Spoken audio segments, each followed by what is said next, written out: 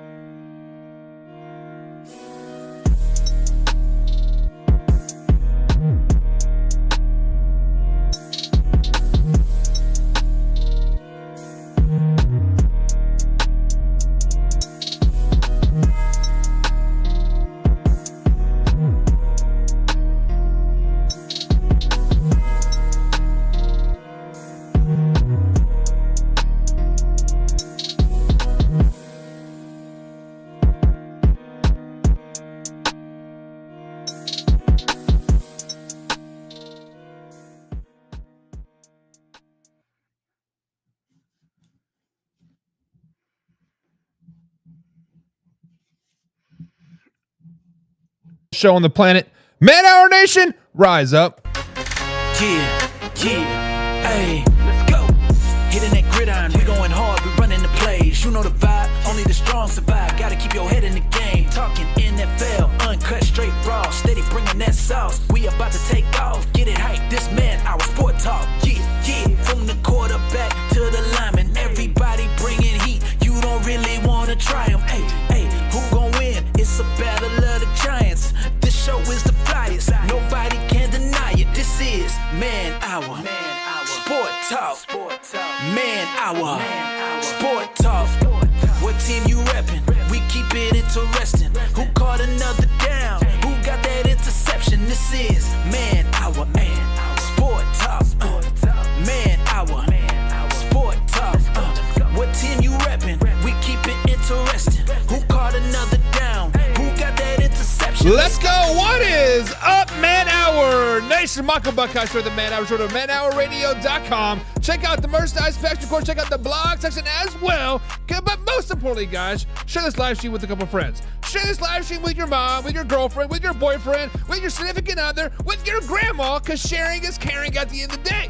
Guys, it is Week 12 NFL season, and we had a Thursday night game, but it is time to talk about some NFL Sunday games, Sunday Week 12 NFL games. Before we do get too carried away, we got to welcome some people into the show. We got to welcome the man, the myth, the legend, the Mr. 5-year-old hissy pissy, Mr. John freaking Hoffman in the chat. What's up, Hoffy? You're on mute, rookie. I got you. Don't worry. Don't be calling me no rookie. What up, Buckeye? So what's cooking, brother? What is up? Crank it up for some Week 12 previews. Looking forward to tomorrow's slate of games. Yeah, Week 12 is, to me, honestly, Hoffy, is a little bit of snooze fest. But hey, it is what it is, but we got some cheese. We got a little bit of Panthers. We got a little Denver Broncos taking on the Las Vegas Raiders, and that's where Mark D comes into play. What up, Marky Mark in the front, big cool? What up, Man Hour Nation? What up, Pigskin Pundits? Let's do this Week 12 review. I just gotta say, I'm kind of sad that it's already Week 12. I fucking love football so much. I'm sad that it's going so quickly, but let's do this. You love football so much that this isn't a review. This is a preview because we're not reviewing Week 12. We're previewing Week 12, Milk. Come on, Mark. You're better than that, man. Preview, my bad. You're better than that. You're better than that. All All right, guys. So we do got the Toxic Cable with us tonight. We got the After Hour Cruise. We got Mark D, my man, Hoffy. If you guys are watching us on YouTube.com, of course, Facebook.com, on normal stream, Mark is the one on the top right. Hoffy is one on the bottom right. And we'll mix it around. Bada bing, bada boom. But guys, welcome into the show. And you guys, welcome to the show as well. We got Laura, Mrs. Pigskin Pundit, in the chat today. What's up, Laura? Hope you had a grand old day. We had a great little pigskin preview show, little chat. They got to meet the kids and hang out. And River likes to show off his monster trucks. We got a little chance to show up the monster trucks. And Laura says it does suck and is flying away too quickly. Guys, I agree. This it's Thanksgiving. Like I leave for Kansas on Tuesday, literally in like 3 days, 4 days, whatever it is. I leave for Kansas, and I'm not back until December. Like, what in the world is going on? And Hoffy says, don't be nice to Buck, Laura. He's dogging the Vikings. And actually, Hoffy, we talked about this during the Pigskin Pundit portion of the show. Mark, you were the one dogging the Vikings, were you not? I was. Yeah, and Laura wants to know why. We're gonna get to their game, and I might have some more to say. Laura wants to know why you're dogging her Vikings, though. Like, what gives you the right to dog them? Okay, I'll just say that, like, they're an 8-2 team, but they're not a fucking 8-2 team. I'm sorry, they're not the caliber of like teams in their conference, like the Eagles or the Lions. I'm sorry, they're not them. Like, at some point, they're gonna show that they're not that team. Yeah, but if I were to say that, Mark, I'd be called a clown and this, and I don't know what I'm talking about. Hoffy, you've been loving yourself some Minnesota Vikings this year, haven't you? I have. I think it's time. I mean, it took me a while to jump on the bandwagon, but I think it's time to slap some respect on the 8-2 Vikings. It is time to put some respect on their name, as that's what they say. So Laura basically saying that they're waiting for the other shoe to drop. That's basically what it comes down to. Nacho Gomez is in the chat. What's up, Nacho? He says, when the 49ers lose tomorrow, you can put a fork in them because they are done. Ooh, slow it down, Nacho. Business. Shut up. Mark? I don't think they're going to lose tomorrow, so I'm ready to get in these games so I can tell you why. Yeah, we're definitely going to be getting into those games, but Nacho, I kind of have to agree with you, but I think they were done last week. But that is besides the point. But guys, let's get into our Week 12 NFL preview show, and let's talk about the first game on the docket, and that is the Minnesota Vikings taking on the Chicago Bears. Mark, as you mentioned just a few seconds ago, that the Minnesota Vikings are 8-2 going into this game at Soldier Field, and the Chicago Bears are 4-6. They're not very good. So when you look at this game, Mark, and we look at expectations, I expect the Bears to get blown out. I expect the Bears to try to lose this game. I expect to see them not do anything decent in this game. What are your first initial thoughts, Mark, when you see this game? Okay, so the Bears lost 4 games in a row, and then last week they almost beat the Vikings. I think that they're kind of on the more up pace, and then they're going to do better. I think Caleb Williams was more decisive in the pocket last week, and I said, I think Minnesota, they're not the 8-2 team that everybody says. I don't know. It's going to show it now. Like, they have their defensive coordinator has a really special defense, but their offense isn't good enough to keep up with that, and they're not going to be the kind of team where the defense is going to carry them.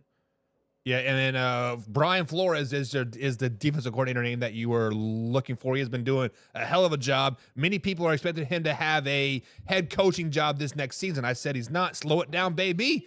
But Hoffy, the Vikings they're only a 3.5-point favorite going into this Bears game. When you look at this game, can the Bears pull the upset? I mean, no, I don't think the Bears can pull the upset. I think yes. The quarterback, looked pretty good last week for the Bears, but the Packers defense doesn't blitz as heavily as this Vikings defense does. And I think that's where Caleb Williams tends to struggle most. So I think the Vikings are going to be able to put pressure on Caleb Williams in this Bears team, and just all the stats head to head, tell me that the Vikings are going to run away with this game and are clear favorites. So I don't know how you can pick the Bears in this game. So during the pre-show here with the Pigskin Pundits here a little while ago, and if you guys want to be a Pigskin Pundit, click on the subscribe button below, and you get access to those pre-shows, and we just sit down and we chit-chat. Mark, one of the questions was brought up in this game that they wanted me to ask you in particular, because you know about great quarterback play there in Denver with the last couple seasons having Russ at the helm there, and arguably one of the worst offensive like lines. Do the Chicago Bears bench Caleb Williams after this game? No, you don't bench him. I've said this before. You keep the kid playing. I think that he's going to play better. I think he has played better the last week. The whole offensive coordinator change has helped him. Like I said, he's been more decisive in the pocket. I think the Bears know that they have sucked. Like I said, 4 games in a row, 5 games in a row since they lost to the Packers. Like, I think they're going to turn it around, and Minnesota is going to show that they are not the caliber team. Like I said, they are not. Yeah, and Hoffy, I've been kind of a advocate of sit Caleb, right? Sit him, let him learn, let him get that wetness behind the ears dried up a little bit, let him get his cherry popped that is not in the NFL, and let him sit on the bench. What are your thoughts about Caleb Williams on the bench? Should he get benched? That's the real question. No, I mean, I don't think their backup is a, reliable backup where they, coming into this season, we talked about the 3 rookie quarterbacks, Drake May, the quarterback on the Commanders, as well as Caleb Williams. And the Bears were in the better, had the best team on paper as far as being contenders of those 3 teams. After a 3-game winning streak where Caleb, kind of looked like he figured it out. They've lost 4 in a row, since that failed Mary to the Commanders, and they also got, beat up pretty badly by my Patriots at home. And then last week's loss was pretty deflating as well. So, in a division game, but we've seen, look at this past Thursday game.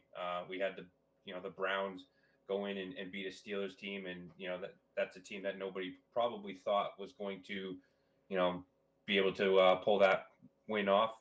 Blame it on snow, blame it on whatever you want. But, I think that Caleb Williams needs to continue playing. I think if you bench him now, you've killed his confidence. Well, his confidence is already killed anyways, Hoffy, for playing for the Chicago Bears. Let's just be flat out honest. But Mark, let's go around the table and let's pick the games and give us a score, starting with you. I'm going 24-21 Bears, and they win a last-minute field goal that's not going to be blocked this time. Oh, picking the Bears. I like it, Hoffy. I think Mark's given the Bears too many points. I think Caleb Williams is going to continue to struggle. I think Brian Flores, and his defense pressure Caleb Williams. I think it's going to be 23-13. So you guys are both picking the Bears to win this game?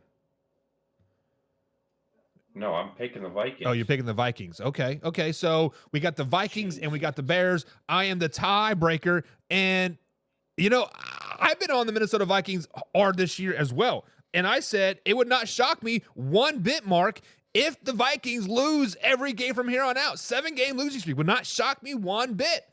And I've been called a clown. I've been called a hater. I've been doing this. And honestly, a divisional game at home, Caleb Williams looked a little bit better last week with that new, simpler offense, right? Guys, the Bears pull the upset, and I don't think it's even close. I think it's going to be like a 30-10 game. I think the Bears come out and flex on them. I like Caleb.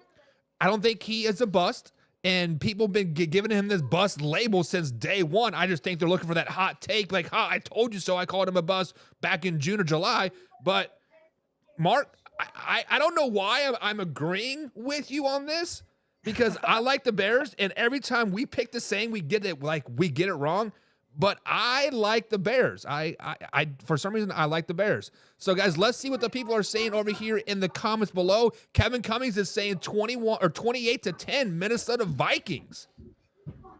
And so, Mark, I feel this game can go one or two ways, right? I feel like it is going to be a blowout by the Bears, or it's going to be a close game and the Minnesota Vikings win. So, if it's a close game, give me the Vikings. But if it's a blowout, give me the Bears. Hoffy, you are on the Minnesota Vikings. Do you think that they can win a close game, like a closer game, like slug it out, 100 total yards on offense on either side? Yeah, I think they have the defense that can, win a defensive, division game such as this. I just think that, Chicago's putting up 19 points a game versus Minnesota's 24. Again, Caleb Williams has kind of struggled against the blitz, and I think he's going to face some blitz packages that he's not going to be able to pick up. When Brian Flores throws the whole kitchen sink at him, they're putting up 24 points a game on offense. So, yeah, I think that, I'm going to take Minnesota putting up, their average, 23 a point under their average. And I think Chicago's going to fall short by about a touchdown on that average. So, yes. All right. I mean, you can say you're wrong without saying that you're wrong, and you're wrong by picking the Minnesota Vikings like Lick Love is picking. He's picking the Minnesota Vikings 23-16, and Laura is picking her Minnesota Vikings 24-13.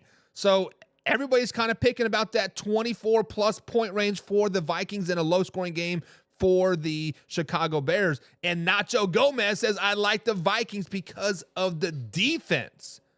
So, Mark, you know about defense in Denver right now. You guys do have a top 10 defense, and the Minnesota Vikings defense is right about that 12-13 range, right? Can their defense carry themselves in the playoffs? Because right now the Minnesota Vikings have a 94% chance of making the playoffs. Can their defense win them a couple playoff games? That's the real question. Dude, I think their defense has won them a lot of the games that they've won this year so far. So, yes, I think their defense has carried this team. Like I told you, they are fugazi. And it's going to show it this week. The Bears are going to beat them, like I said, in a last-minute field goal. Last-minute field goal. Okay. And everybody in the chat is picking the Vikings, including my man, Casey Morgan. Mr. Pigskin Punted himself. He's picking the Vikings 28-13. Hoffy, the people are with you. The people have spoken. They love them some Hoffy. The man of the people. Hoffy is the man of the people. No, you're not. Shut up. Casey also says, I think if the Bears could go out there without an old line, there wouldn't be a difference if they had their old line out there. So basically, offensive line sucks. That's what Casey is saying. And Casey, you are right. They're ranked 28th per PFF in their offensive line. Not very good. Laura says, why has it got to be last minute? Why do the Bears win the last second field goal, Mark? Explain yourself. Defend that. Wow, I didn't expect somebody to call me out on that one. I don't know. I just think it's going to be a close game, and I just think it's going to be like one of those ironic things that last week they got a kick blocked. This week they're going to win with a field goal. It's just ironic, and I think that's what's going to happen. Yeah, and Laura's like, can the Bears not hang the entire game? Well, they would be hanging the entire game if it's a last-second field goal there, Laura. Yes. So, yeah, they could definitely hang the entire game. So, yeah. So, guys, in the comments below, we got the Minnesota Vikings take on the Chicago Bears at Soldier Field, 1 o'clock kickoff in the AFC North, the old black and blue rivalry. Who do you got? Let us know.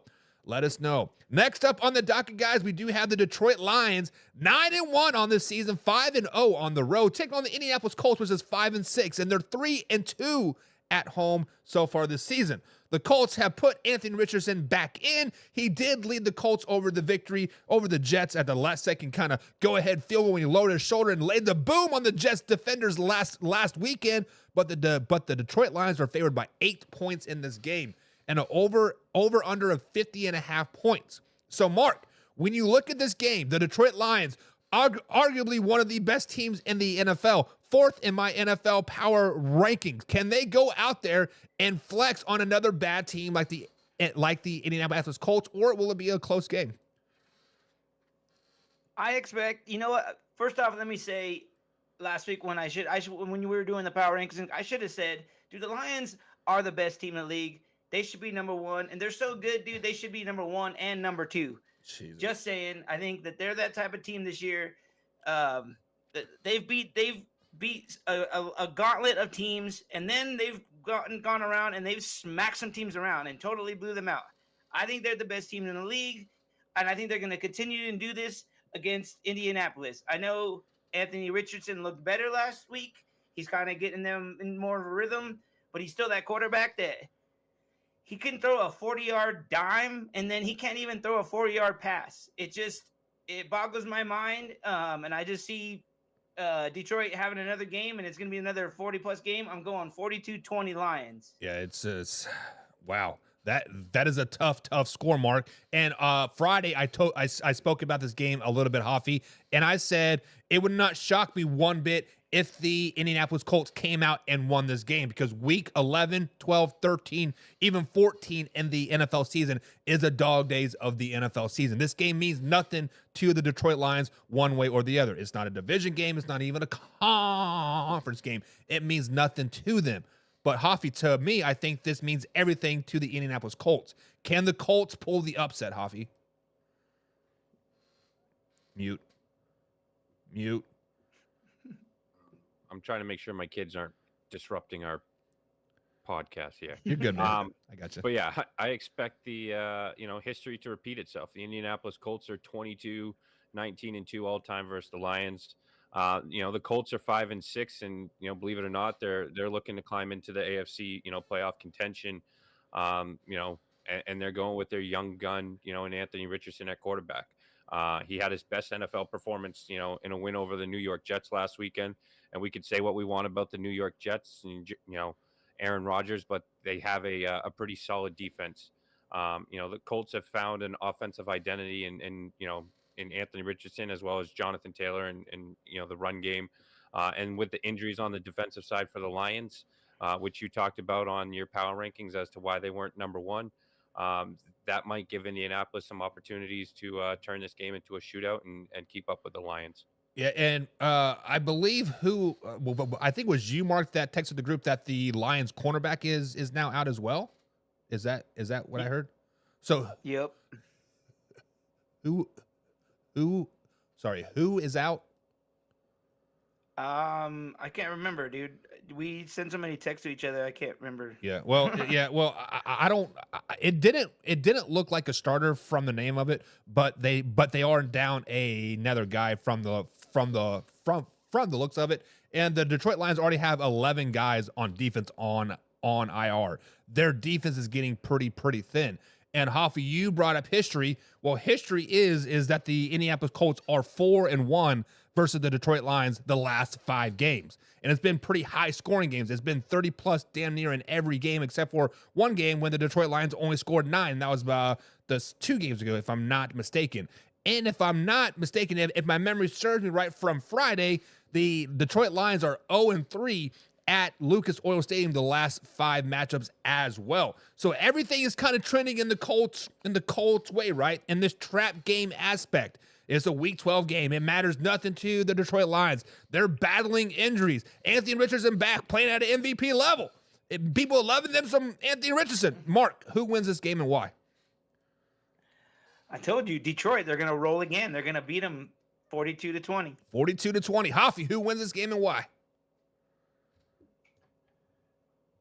I'm going with history repeating itself. I think the Indianapolis Colts win in a shootout, 31-28. Mark, did you hear that? A shootout for the Indianapolis Colts versus the Detroit Lions. A shootout with Anthony Richardson? No fucking way. Yeah, Hoffy. Is freaking Andrew Luck coming back to like play? I don't think the Colts score over 18 points in this game. I think the Lions go in there. How many games has it been since Richardson, outside of last week, since he played? 3, I think, because Joe Flacco started 2 games versus the Vikings, and then the following game. If I'm not mistaken. Okay. 3. Yeah. Okay. So Jared Goff has played every game, correct? Right. Okay. Jared Goff only has about 1,000 yards more than Anthony Richardson. And he also missed 2 games with a concussion. Was it a concussion or a shoulder injury? I can't remember. He was hurt for 2 games. I believe so. Yeah. So Shoulder, I think. Yeah. So I can he's missed very 4 well games. see Anthony Richardson kind of being humbled by this benching and continuing to pick up where he was, last week and being in a shootout. So call me wrong, but we'll touch base after this one's over. Yeah. You're crazy, man. mean- Crazy. I'm not trying to I'll call be- you I'll wrong. take it. I'm just trying to call you Fugazi, right? Mark is like that. Like Fugazi. Fugazi. Mark, Fugazi. can you It even is. tell It us is what a that metal word band means? from the New York It from the means 1980s. fake. It means it's not real. It's like it projects it like it's real, but it's not real. It's like cubic zirconium. It's fake, dude. Yeah. Whatever. Did you have to Google big words? Because there's no way you came up with that on your own. No, I'm Italian. I've been saying that word forever, dude. Italian or not, I think the Detroit Lions win this Italians are ugly crazy. game. It's going to be a 19-17 type of score. The Detroit Lions play bad, and the Colts kind of make it interesting toward the end, maybe driving, but it's going to end up with Anthony Richardson rolling to the right and throwing a interception to a Detroit Lions backup linebacker. So I'm picking the Lions, Mark is picking the Lions, and Hoffy is picking the Colts in this particular game. Who are you guys picking in this game? Like in the chat, let us know. My man Casey says, I want the underdogs to win. Let's go Colts. Hoffy, if it is a shootout like you say it is, if it is a blow or like a race to 40 like you think it is going to, what does this say about the Detroit Lions defense? I mean, they've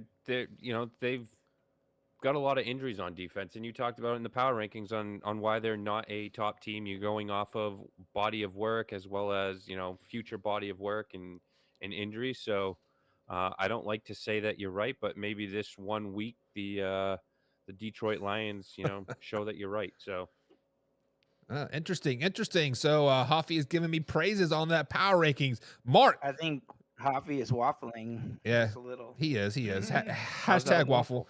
Laura says Lions going to put another 40+ point game against the Colts this week. Mark, if the Lions do score 40 points, is it a blowout? Like, do the Colts even have a chance if the Lions score 40?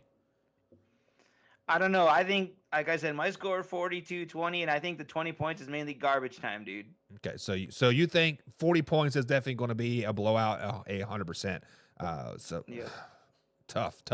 But the Colts do have a pretty decent defense, so let's not sleep on the defense just as is. Jonas Howard says the Detroit Lions win big, potentially. Josh Olson says the Lions will win 31-16. No 40 burger here, only 31 points. Lions are slowing down, says Josh. Uh-oh, Josh, slow it down, baby. Kevin Cummings says 42-13 Detroit. Mark, isn't that what your score? No, you said 42-20, right? Laura, being the Vikings fan, is picking the Detroit Lions 42-10. Hoffy, the crowd is not with you on this one. The crowd is not Shame like on in you, the Laura. like the Indianapolis Colts. Nacho Gomez says all these injuries on defense will start to catch up with the Detroit Lions. I like the Colts 28-24. Mark, I have been kind of hard on the Detroit Lions, as you can say, right? When Hutch went down back in week 4, I said they needed to add a edge rusher if they wanted to make it to the Super Bowl. People called me crazy because, after that game, I think the Detroit Lions had like 5 sacks in the next 3 games or something like that. People were like, oh, we told you so. We are great. However, they ended up adding an edge rusher anyway, so I told you so. They needed to add an edge rusher. With this latest injury to their linebacking core, and Alex, I don't know how to say his name, Azanzio or something that you are probably Italian. Anzalone, there you go. How big of loss do you think he is to the Detroit Lions? I think I'm not totally sure if he's the green dot guy for their defense. If he is, then it is important. I'm not totally sure if he is, though, or not. But I think they have a lot of depth. I know their defense hasn't been as great, but I think that their defense complements their offense. Like, their offense does enough, and then their defense does enough to close the games out. I'm going Lions.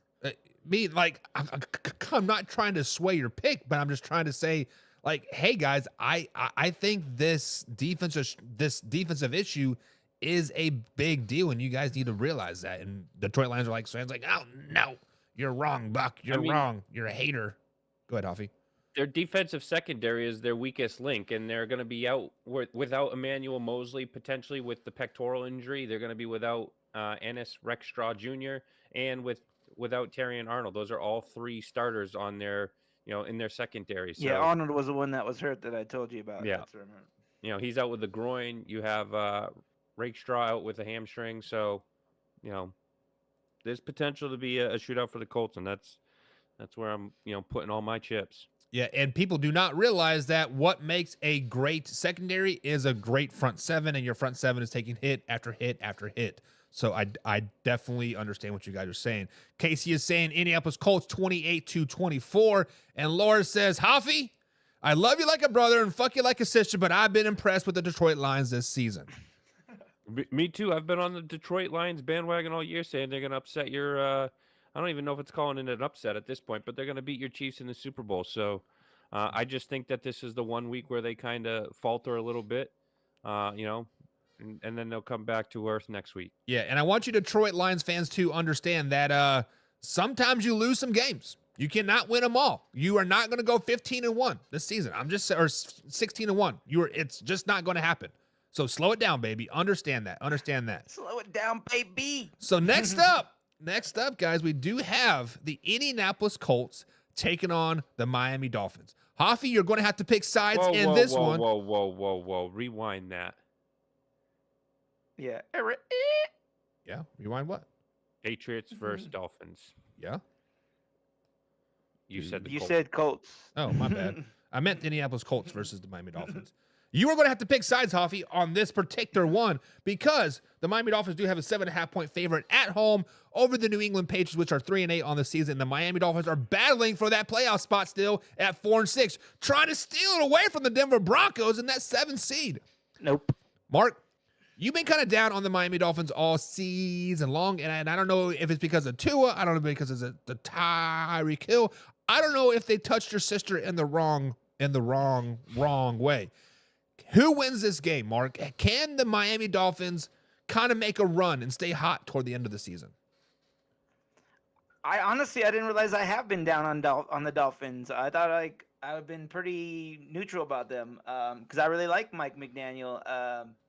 No, I think they're going to win this game. I think they've been on the trajectory of winning. They've gotten Tua back, and I think they're starting to roll, and I think they're going to win this game. And New England, like we were talking off air, like I think they are terrible, and so I think Miami's going to win this game. Yeah, they are terrible, and that's no disguise. And them winning 3 games alone this season was a shock to most people, even the Patriots fan like Hoffy.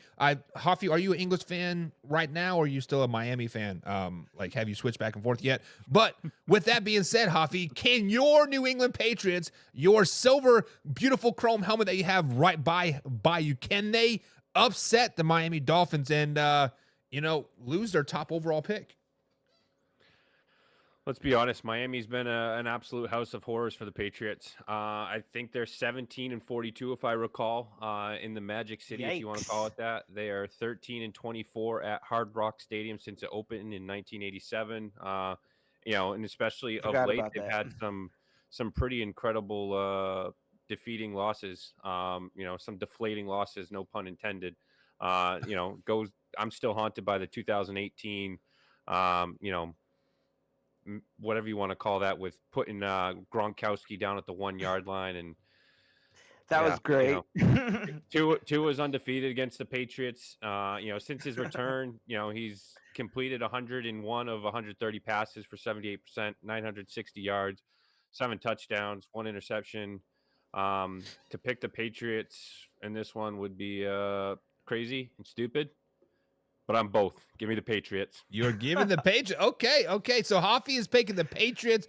Mark is picking the Miami Dolphins in this particular one. And this is a game that if the Patriots win, we'll be like, we told you the Miami Dolphins aren't very good. They had no playoff shot whatsoever. But then the same people at the other side of their mouth, if the Miami Dolphins were to win this game, they'd be like, The Miami Dolphins are going to the playoffs. We're the greatest thing since sliced bread. You don't want to play us. I mean, honestly, both of these teams should want to lose this game. Let's just be flat out honest. Miami Dolphins are not going to make the playoffs. A tie? New England Patriots are not going to make the playoffs. Neither team is going to make the playoffs. Right now, guys, we are playing for draft picks. We are playing for Shadur Sanders. We're playing for Travis Hunter. We are playing for whoever else. We're playing for Will Howard, right? Sanders. We are playing for somebody at this particular point. And unfortunately, the Miami Dolphins still in the back of their mind think they're a playoff team. Miami Dolphins in the back of their mind still think that they're a Super Bowl caliber team. The Miami Dolphins in the back of their minds think, oh, we still got Tyreek Hill and Tua and Waddle. And guys, Miami Dolphins are going to win this game, but it is going to be ugly. It's going to be a 3-2 game. Like, we are not going to see Tyreek Hill get over 50 yards. We are not going to see him get in the end zone. We're going to see Tua go for 9 for 10 for 67 yards and 15 sacks. It's going to be a bad game. Mark, you said you like Mike McDaniels. And honestly, I think Mike McDaniels should be on the hot seat. Because when you look at the Miami Dolphins' tenure since he's been there, what good teams has he beat? I can't think of any good team, any winning record team that they have beat. Should Mike McDaniels be on the hot seat? That's the real question, Mark. Okay, so you mean be on the hot seat for this season or the previous seasons? He needs to get fired this offseason. What are we talking about? He needs to get fired this offseason. Miami Dolphins need to move on from him. Well, I think if they continue to do terrible, then maybe they need to think about that. And I think their ownership is the type of ownership that would probably do that. But I think that'd be a mistake because he's a really good coach, and he's had to deal with this whole Tua situation and everything else. I don't know, man. Like, I think they are up on the upswing right now, and I think they're going to win this game. I'm not totally sure that that's going to keep up, but I think they will win this Sunday. So, Hoffy, you heard the words coming out of Mark's mouth. Miami Dolphins are on an upswing. Miami Dolphins, I just looked, they have not beaten a team with the winning record to end the season at Mike McDaniel's tenure. They are 0-1 in the playoffs. 0-2 in the playoffs as he's a head head coach.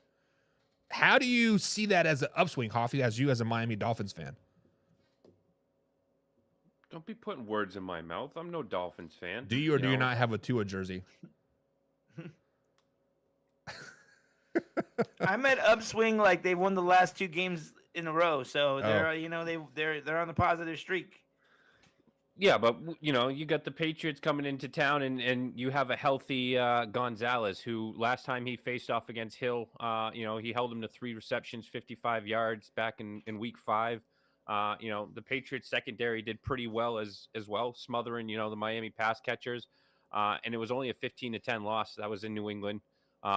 But they weren't as successful last season when they went into Miami and Gonzalez was injured, and Hill had, I think, 112 yards, 8 catches, and a touchdown, and Waddle checked in with 7 catches and 121 yards. So by having Gonzalez in there, you can negate Hill. You'll probably have safety over the top, and then you can, try and take Waddle out of the game. But I think the key here is going to be eliminating those outside runs that Miami really banks on, which is where they then are able to get those big plays with their wide receivers. So if New England can shut down those outside runs, and limit the pass attack of those 2-headed monsters in Waddle and Hill, I think they can pull off the upset. And May's been playing pretty well of late. I mean, he got into a shootout last week with the Rams. I'm expecting something similar. Yeah, you can expect all you want, but it is not going to happen at the end of the day. Laura says, I don't think they're going to be stopped fighting for that number one spot. I think you guys are talking about the Detroit Lions. I'm not for sure. But Laura come out and says the Dolphins are going to win 21-13. Mark, what is your score on this one? Is that what you're thinking about 21 points for the Dolphins? I'm going 27-16. 27-16. All right. Hoffy, where are you at on this one?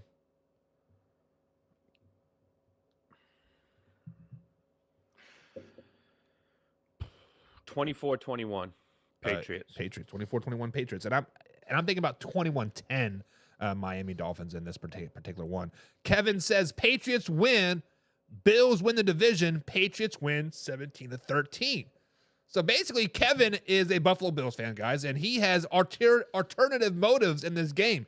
Because if the Miami Dolphins win this game, by default, the Buffalo Bills win the division before December even starts. This might be bad news for the Buffalo Bills. Honestly, they don't have to play for anything. I don't know.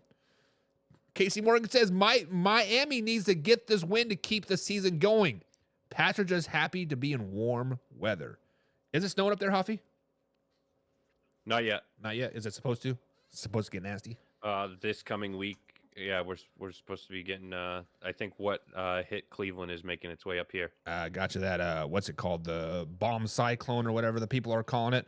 Mark loves the snow up there, from what I hear. So, and of course, I'll be traveling to Baltimore. So I'm around it, but I hate it, dude. I was referring to other type of snow there, Mark, but that's okay. Oh. Josh Olsen is in the chat, says this year is the best Chiefs team ever. It's going to be very difficult to defeat them in the playoffs and the Super Bowl. Josh, you're right. You are right. The Kansas City Chiefs are built different. They're built different. We'll be talking about the Chiefs coming up here. Stay tuned for that.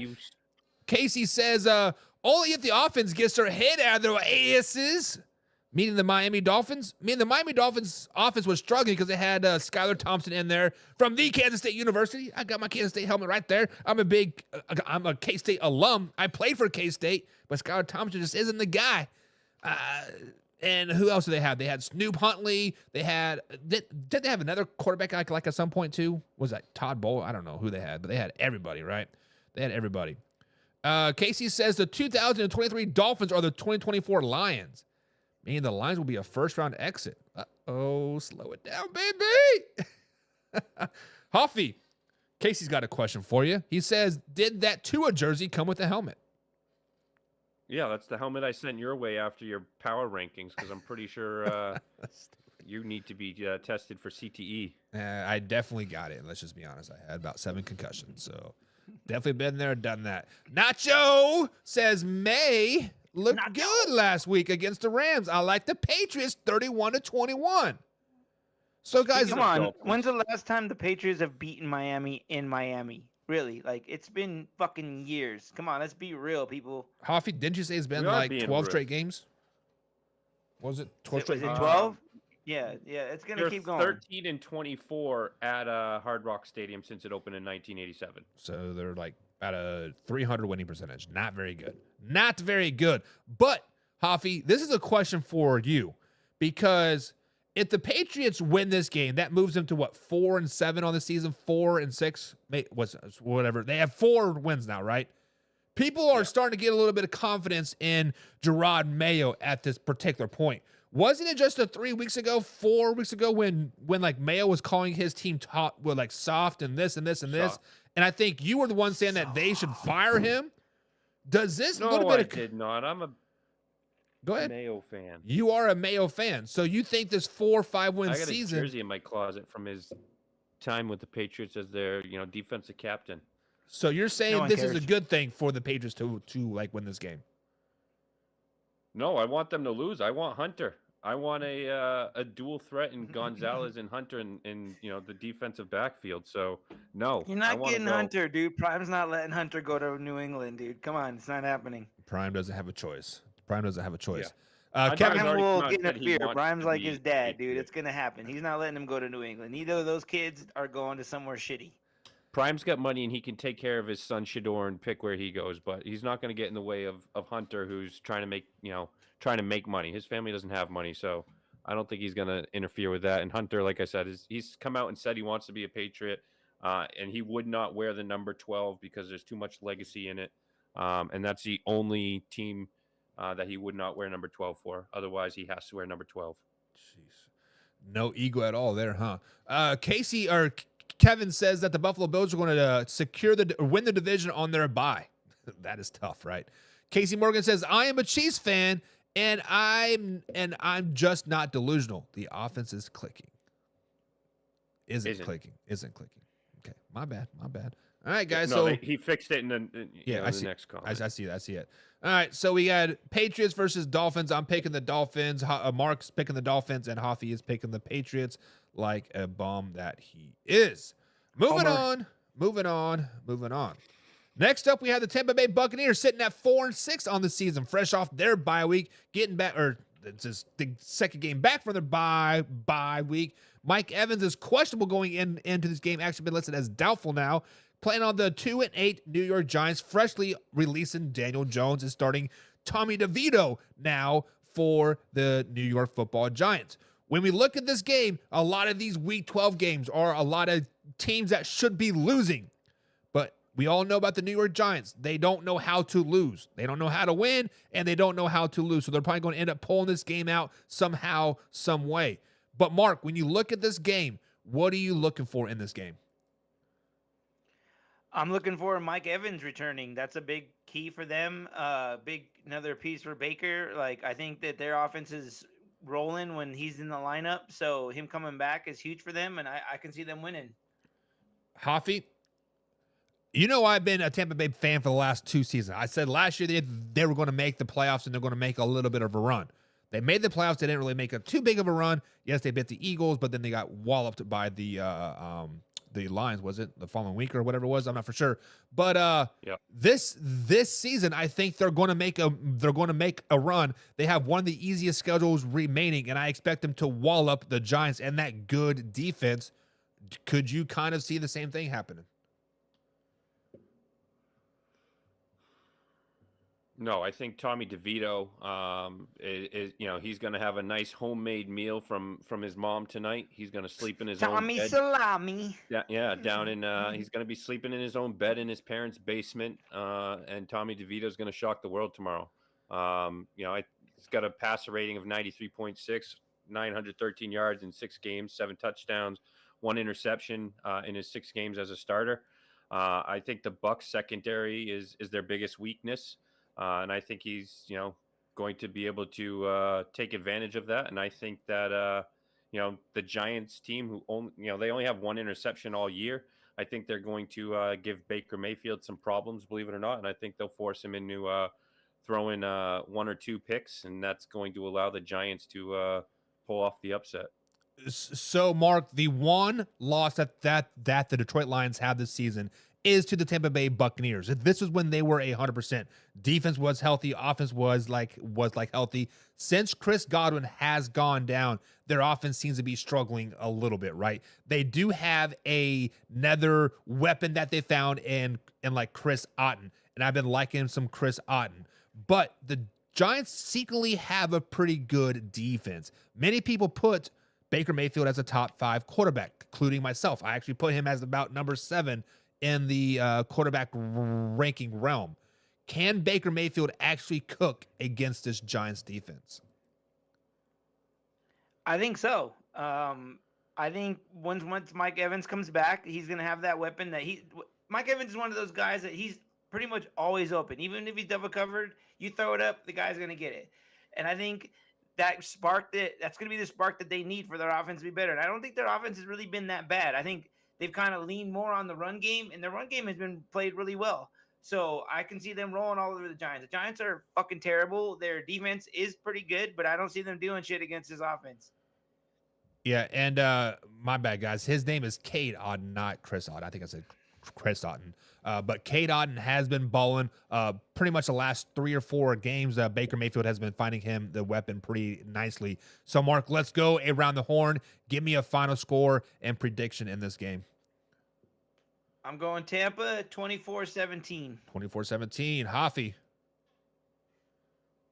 I'm going the Giants 23-21. Wow, and I am going with the Tampa Bay Buccaneers as well. I think it's about a 30-13 type of score. I think the Buccaneers find their way around the offensive landscape here. Let's go to the chat, see what the people are picking. They're struggling on offense, and the Giants are only giving up 22 points a game. How are they going to put up 30? Because they got Baker Mayfield, Mike Evans, and Cade Otton. And Mike Evans is not going to be playing. Yes, he is. And even if he's playing, not happening. And they got Bucky Irving. He's a dog. Tommy DeVito, baby. Okay. Let's see what the people are saying over there here in the chat. Kevin Cummings says, Bucks win. Even if Mike Evans wasn't coming back, New Jersey plays better with DeVito. But 27-17, Bucks win. I mean, Kevin also says that Mike Evans is a dog, and that is damn true. Who says that? Kevin Cummings also said that Mike Evans is a dog, and that is very true. Yeah, he is a dog. Yeah, he's a dog, and he's gonna go for a dog walk in the park tomorrow. He might get 1,000 yards this season just in this game alone. He's going to walk all over the Giants. Laura says the Bucks are going to win 27-24. She thinks it's going to be a close game. Mr. DeVito is going to give him 24 points. Now, guys, I do like me some, I think it's Tracy Jr. What was the guy's name? Is it Tracy Jones or something like that? But the running back, his name's Tracy. I kind of like him. Now, he's no Saquon by any stretch of the imagination, but he is pretty good. You guys have been talking about Shedeur Sanders, right? And quarterbacks and this and this and this. Guys, is it out of bounds? Mark, I want you to ask you this question first. It's Tyrone Tracy, by the way. Tyrone Tracy. Is it out of bounds to say that if Shedeur Sanders goes to the New York Giants or a decent quarterback alone, maybe even Will Howard per se, that the Giants have a winning season next season? I think they're legit a quarterback away, Mark. What would you think if I said that? That's tough because are they going to get rid of Brian Dable and their GM? Because I feel like they're jobs both are out in question because of this year, and so who knows, dude? Who knows?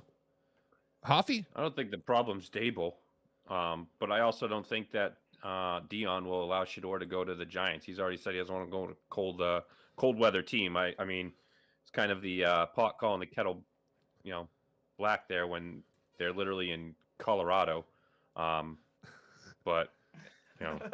I digress on that one. You guys can waffle all around you want, but the correct answer is yes. The Giants are a quarterback away, and they would be a winning team if they get a new when they get a new quarterback. Yeah, especially in the NFC East. Don't be sleeping on the best team in the NFL and the Eagles. Josh Olsen says, I'm picking the Bucks to win 30-6. Bucks defense steps up. Okay. Nacho Gomez says, I'm picking the Buccaneers in a blowout, 28-10. That sounds like to me the Giants get 10 points in mop-up duty in the fourth quarter. Mike Kevin says, damn it, flag, get out of here. Mike Evans has to get 1,000 yards every season. He's a dog. Well, he's sitting at 700, 800 so far with 6 games left. That's what I was referring to. Sorry, I should have mentioned that. Oh yeah, he can do it. I don't think he's at that. No, I think Chris Godwin still leads the team with 576. Oh really? I thought he had 700 yards. My bad. I don't know. I'll fact check that. Junis Howard says that's the 27-17.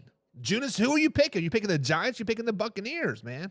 27-17 sounds like a Giants win to me. Kevin says, quick question. 330 yards. How much does he have? 335. Oh, so he needs 700 yards. Okay, 1,000. so he needs 700. That's what it was. Kevin Cummings says, quick question.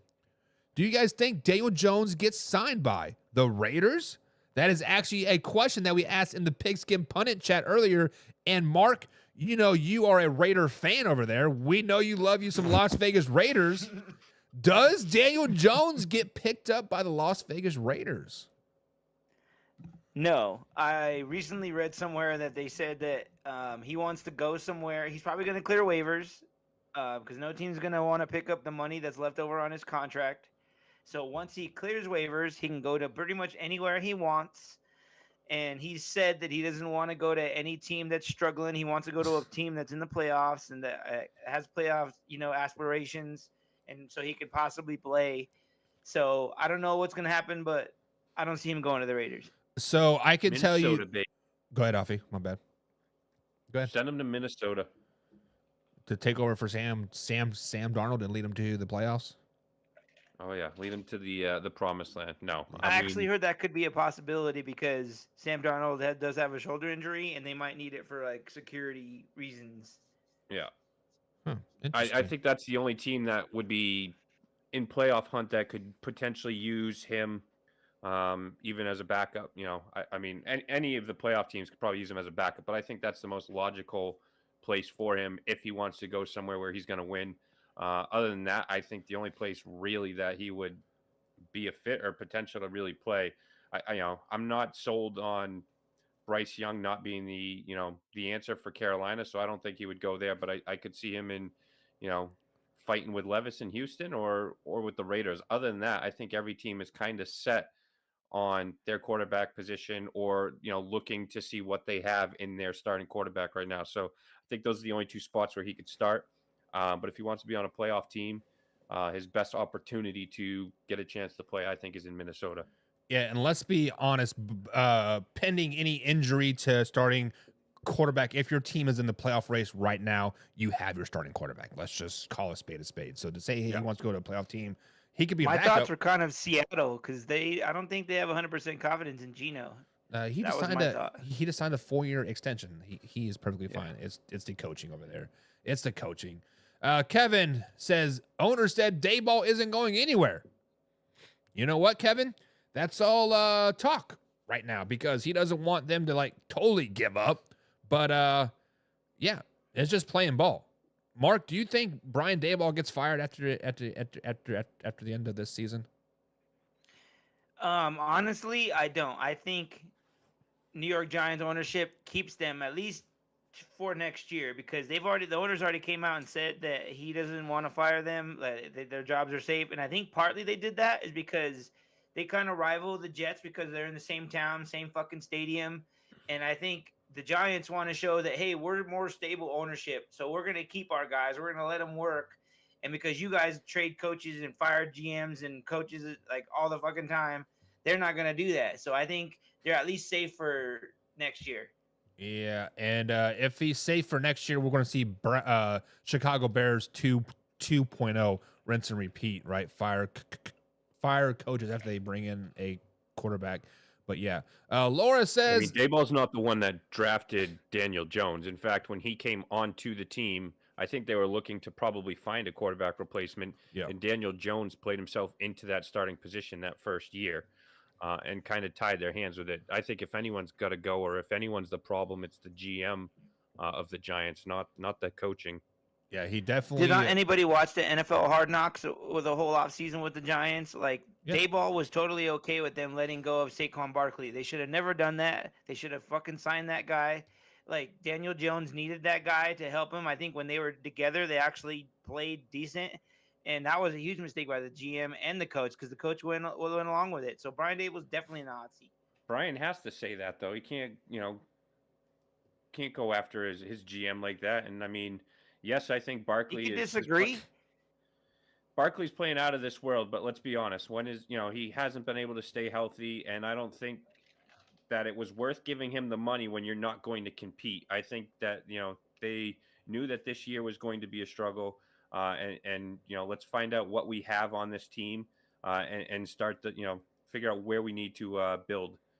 So I think letting Barkley go was the right decision for the Giants, believe it or not.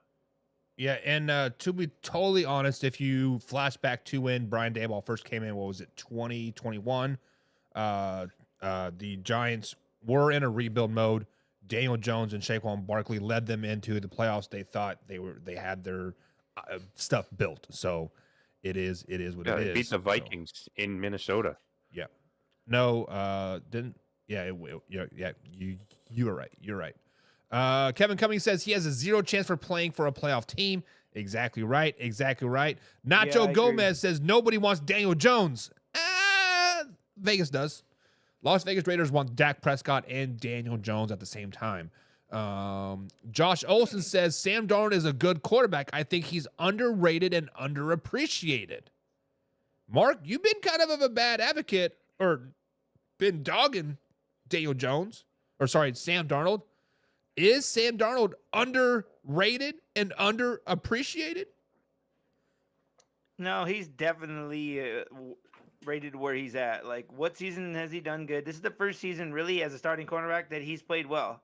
And part of that is because of Brian Flores' awesome defense. And they have a really good run game. I wanted to mention this when we were talking about their game, that they're the type of team that they have a really good run game. But they stray away from it. And they let Darnold throw like 40 times a game. For them to succeed, they don't want Darnold to throw 40 times a game. So they need to go back to that. They need to go back to Aaron Jones getting the ball more and them not abandoning the run. And they might win some more games, but they're not going to do that. They're going to, like I've said over and over, they're fugazi. They're going to show their true colors. So will Sam Darnold. All right. There you go. There you go. Kevin says Daboll is not the issue, in my opinion. I think Daboll is a part of the issue, right? So if you removed one of the issues, as in Daniel Jones, you still have your other half. So maybe he can. I don't know, but half of the issue is now gone. Maybe the other half can correct himself since the other cancer is cut out. Kevin says Daboll stuck his neck out to have the Giants re-sign Daniel Jones and then come back and bit him in the ass. And Kevin says also, because coaches and GMs disagree all the time. It's just behind closed doors, and that's where it should be, a closed door conversation. That's why, honestly, I think Hard Knocks is totally false, is because you don't see a lot of the stuff that actually happens, right? A lot of stuff that happens on Hard Knocks. I don't think a team does that again because they don't want people to know what they're doing. Yeah, I mean, true. Moving on. I think the Raiders do it. Moving on. We have one of the best games of the weekend coming up. We have one of the best teams in the NFL, the Dallas Cowboys. Put some respect on their name. And Cooper Crush at 3-7, heading to Washington, D.C. to take on the 7-4 Washington Commanders. Mark, I have been very, very hard on the Washington Commanders all season long. Say they have not played anybody. And when you look at the record moving forward, they have yet to beat a playoff team so far this season. Now, this is a division game. This is the Dallas Cowboys. They do got Cooper Rush, potentially Trey Lance playing in this game. Do the Commanders have any chance of losing this game, Mark? That's the real question. No, they're going to roll the Dallas Cowboys. Dallas Cowboys are absolutely terrible. They're in the mix for the number 1 pick. All this bullshit with Prime and his son going there. I don't buy any of that. That's going to take them for literally to lose every other game that's coming up. It could happen. I just don't see it happening. Yeah, I'm going Washington 30-16. So, Hoffy, the Dallas Cowboys do have a chance to make the playoffs still and to win the division, but it starts with this week in Week 12 beating the Washington Commanders. We do know the Dallas Cowboys are America's team. We do know the Dallas Cowboys still have a shot at the Super Bowl. Can they show that they're a Super Bowl team, Hoffy, going into Week 12 when they go to Washington, D.C.? The Cowboys show that they're a Super Bowl team? No. Yeah. Well, Can the Cowboys win a divisional game in Washington this week? Sure.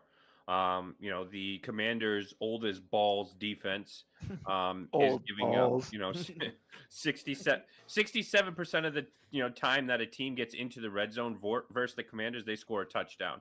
And Dallas is second to last, when getting into their opponent's 20-yard line. So they have to punch the ball in and get 7 points. They can't be relying on their kicker, who's probably, I think, as far as best kicker in the NFL. I guess you can argue the Steelers kicker, but the kid is automatic. But the Commanders' rush defense, they're among the worst in the league, giving up 150 yards, on the ground per game. 13 rushing scores. That's 8th to last. While giving up 5 yards per carry. Now I know Zeke is not been playing all that great this year, but I think this is a game where Zeke can turn back the clock. Are you serious? Oh yeah, buddy. I'm telling you. But this Commanders team is a great first half team, but they tend to fall off the cliff in that second half, and that's no shot at Cliff Kingsbury. But the Cowboys, I think, weather the storm in the first half, and they can win this game in the second half. Yeah, the Cowboys recently are playing good defense per Micah Parsons, right? They're only giving up 25 points per game, and in Micah Parsons' eyes, that's some pretty good defense. Guys, the Dallas Cowboys defense is ranked 27th in the NFL. Their offense is ranked 19th. The Dallas Cowboys are not a very good team right now. The Dallas Cowboys cannot pass the ball. They cannot run the ball. They cannot play defense. Hell, they can't even kick a field goal correctly, right? Your kicker makes a 65-yard field goal. You decline the penalty. Then 5-6 plays later, you go for it on 4th and 2, and you don't get any points out of it. But the Dallas Cowboys literally might be one of the worst teams in the NFL right now. But I think the Washington Commanders, they're one of the most overrated teams in the NFL right now. I think the Washington Commanders are a team that people are believing the hype in them. They're like, oh, okay, we see you guys, 7-4, not a bad little record. But those 7 wins are against losing teams. Those 7 wins versus our teams that are not even going to be in a top or a below 15 draft pick, right? They are beating bad teams and they're losing to decent teams. And the Dallas Cowboys are a decent team, right? I said they're bad, but they're still a decent team. They're just a team that is collapsing and falling within itself. And Hoffy, you said the Washington Commanders have the worst red zone defense. Did you know that the Dallas Cowboys have scored 5 touchdowns at home this season? They played 6 games. Yeah, but I was hoping you weren't going to go there. Yeah. The Cowboys just can't score. It might be a 12-3 score game. Like it is. You might be right, but I can't agree with you and Mark. I mean, you guys are both assholes, so you disagree to disagree. Yeah, sure. I agree to disagree. I am a Cowboys fan. But whatever. I'm a Cowboys fan. They're my second team, but I got to pick the Washington Commanders, and I'm picking 12-6. Mark, what did your score? 12-6. Okay. Side note, is Trey Lance gonna play, or is it gonna be another Cooper Rush game? And I'm sorry, Javi, you're fucking smoking crack over there if you think Ezekiel Elliott's gonna have a big game. The guy is old as balls, like we were talking about. There's no way he's gonna have a good game. Sorry, just saying. When he rushes for 100, it's not happening, dude. He's never gonna see a 100-yard game again in his fucking career. Just saying, dude. So I'm going Washington 30-16. If you guys are bet men, if you want to bet $1, you can win $1,000 if you bet Zeke to get over 100 yards. So Hoffy, what is your score? That's a long shot. 2-0, Dallas. 2-0. Safety, get that safety. No. 21-18, Dallas. There we go. All right. I mean, I like you're rooting for the Cowboys. I'm just rooting for anyone who you guys are not rooting for. Kevin Cummings says Washington disagree. Washington's going to whoop the dog crap out of them 31-12. Laura thinks it's going to be a close game. The Commanders, aka Redskins, win 24-21. That probably seems a little bit more realistic. Yeah, Commander Skins. Remember, Buck? Commander Skins. That score, like honestly, Laura seems a little bit more realistic because it is a division game at the end of the game. Josh Olsen says Commanders 38-16. Wow, Scary Terry going to eat. Do you guys remember? About 4 weeks ago, when we had the presidential election, trade deadline day, and the Washington Commanders picked up Lattimore from the Saints. And he hasn't played. He has yet to play. Yeah. That is tough. That is like, tough. What the fuck? Fairbarn for the Texans is #1 kicker in my fantasy football. He is. He does like to kick some field goals over there. But Kevin says he's taking balls all day. About fantasy kicking points. I care about who we're going to, in crunch time, who you want kicking the field goal. And that's either, Aubrey of the Cowgirls or it's going to be Boswell of the Steelers, every day, twice on Sunday. And he even said that. So prove my case. True. Kevin says Washington doesn't pick their schedule with a little bit of, you're right. They don't pick their schedule. And honestly, their schedule looked a lot more difficult when preseason, but, it is what it is. And Kevin, correct me if I'm wrong, but didn't you say the Washington Commanders were going to get first place in the NFC East? He says I still stand on what I said. It's facts. He's Cowboys to his stupid fantasy points thing. Yeah, but I believe he also picked the Commanders to get first place in the NFC East this season. That ain't happening. My second wife's team is going to win. Philly's winning that. They got. By the way, I'm only married once.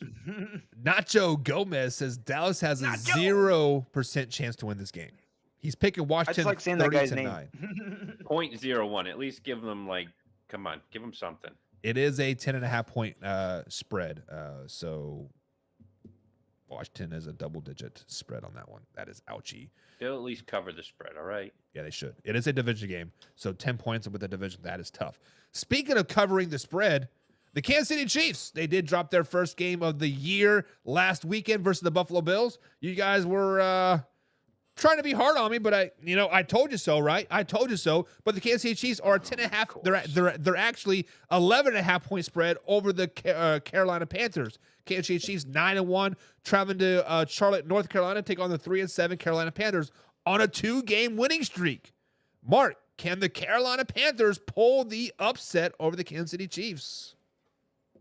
Well, first, before I say what I think, I'm kind of curious what you're gonna say about your team this week.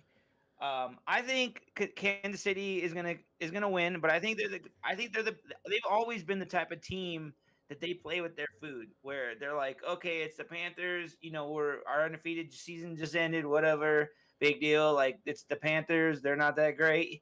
So I think like I said, they're gonna play with their food. So they're gonna let Carolina stay in the game, but they're still gonna win. I'm going Kansas City 27-17. 27-17. Hoffy, they are. I was 27-17 playing with their food. Yeah, that's a 10-point spread there, Marky. Mark. And that's probably most of their points are in garbage time. Probably, yes. So, Hoffy, the Chiefs are a 11.5-point favorite in this game with a 10.5 spread with the over-under of 42.5 points. Can the Kansas City Chiefs beat the Carolina Panthers, Hoffy? Yeah, I think they could beat them with their third-string quarterback. I don't think that this game's going to even be close. I mean, I get what Mark's saying with playing with the food, but no, I think after last week's loss, they come in and they absolutely, Patrick Mahomes didn't play great last week. Kelsey didn't play great last week. I mean, a lot of their star players, did not show up last week or did not play well. So I think that is not going to be the case this week. I think they come in and show that this is this is the Chiefs of old, and they're going to be there at the end. So on the show this week, guys, there was a question that was proposed is saying, do the Kansas City Chiefs have to blow out the Carolina Panthers, right? Do they have to go out there and beat them by 12, 15, 20 points, 40 points, right, to keep pace with the Detroit Lions or whatever, right? And I said the Kansas City Chiefs will not blow out the Carolina Panthers. I said if the Kansas City Chiefs blow out the Carolina Panthers, they will not win the Super Bowl.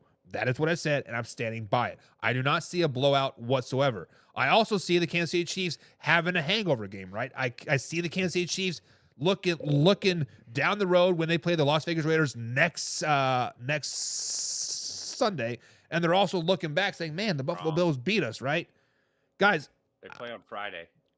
Oh yeah, that's right. So they're the Kansas City Chiefs are just looking to go into Carolina with the vanilla offense, with the vanilla defense, and they're looking to simply just get out there healthy. It is going to be an ugly game. It is going to be one of those midseason hangover games, a game that legitimately means nothing to the Kansas City Chiefs, means everything to the Carolina Panthers and to the rest of the NFL. Oh, the Chiefs suck. The Chiefs dynasty is over. I hear it time after time and time again. But I like the Carolina Panthers in this game. I like the Kansas. So full of shit, I like the Carolina Panthers in this game. I can see the Kansas City Chiefs losing 2 games in a row, because if they beat the Carolina Panthers this week, they're going to lose to the Raiders next week, and I can't have that on my conscience. I cannot legitimately pick the Raiders to beat the Kansas City Chiefs at Arrowhead Stadium, because that's going to hurt me, because I'm going to be at that game. I'm going to be watching it, and I'm like, man, the Raiders are going to win this game. No, the Carolina Panthers win this game, and it is an ugly game. It's 17-9. It's 16-9. Like the Kansas City Chiefs may not score more than 10 points. Hoffy or Jesus, like, what is wrong?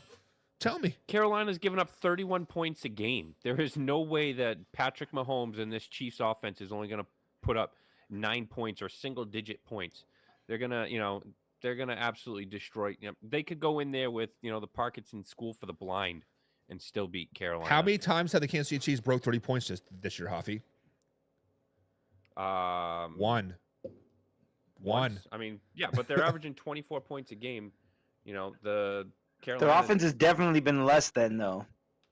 Yeah, but Carolina's given up 31 points. KC's averaging 24 points, so I think Kansas City at least puts up their average. Yeah, and Bryce Young is also playing his best ball of his NFL career. He's on a 2-game winning streak, boys. They win one more. By golly, that's a winning streak. Hoffy, you know all about winning streaks with the time that Major League. Mark, you were kind of shaking your heads too. Me as a Chiefs fan, picking the Carolina Panthers to like win this game. Like, why were you shaking your head about that?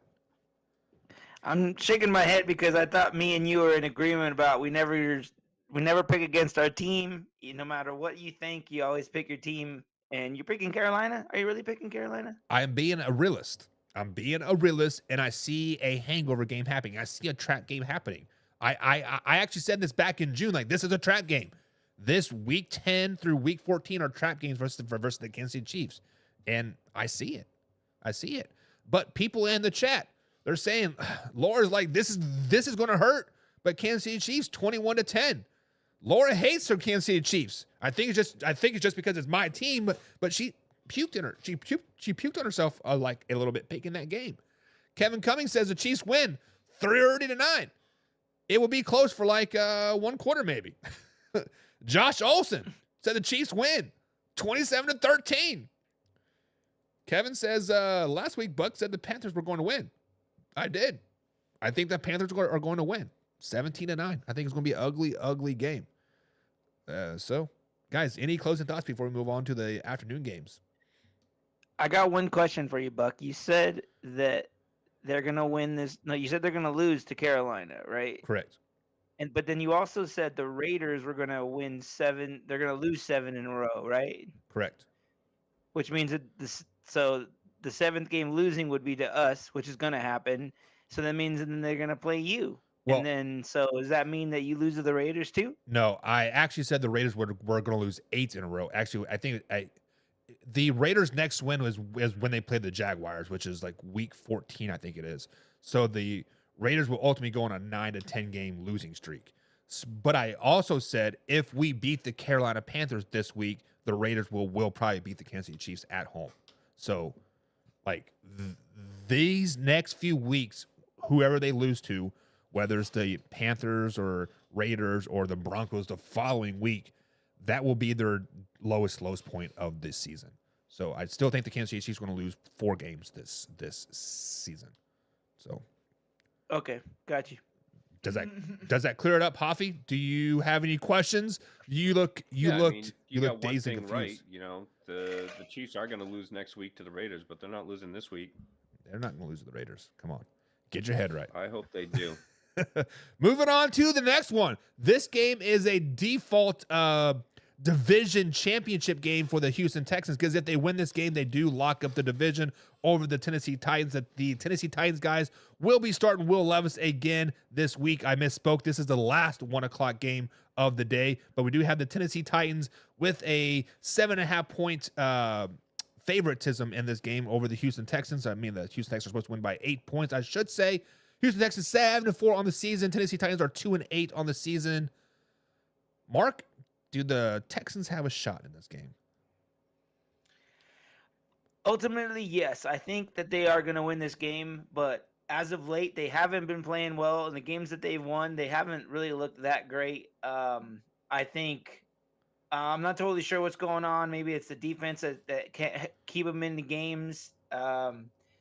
I do think that they'd beat Tennessee, because I think but I will say that Tennessee has been playing better as of late. But I still think Houston wins. I'm going 28-21, close game, Houston.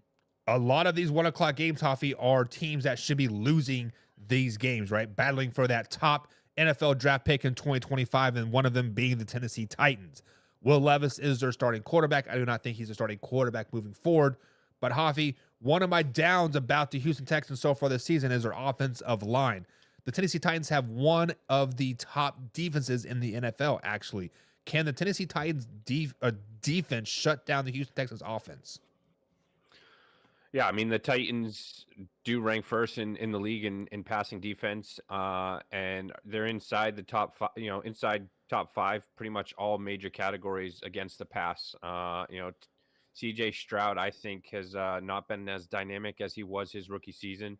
Maybe, call it a sophomore slump, what have you.